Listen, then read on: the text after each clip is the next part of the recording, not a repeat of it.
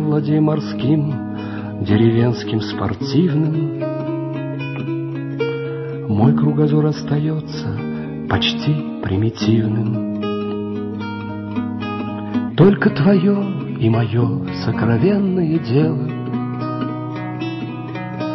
чтобы земля с человечеством вечно летела.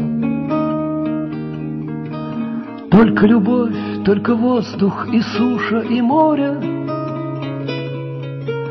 только надежды и страхи в моем кругозоре.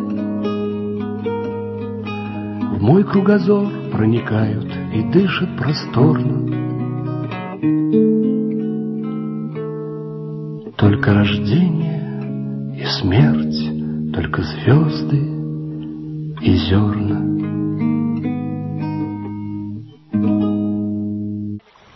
Когда я думала о том, что будет погружение, представляла себе, что это будет погружение, естественно, погружение туда, поиск новых ощущений, погружение в себя, раскрытие каких-то своих новых сторон, погружение в людей, которые меня окружают, которые в мою жизнь принесли сейчас очень много. И, честно говоря, иногда так сегодня подумала о том, как я вернусь из этого погружения.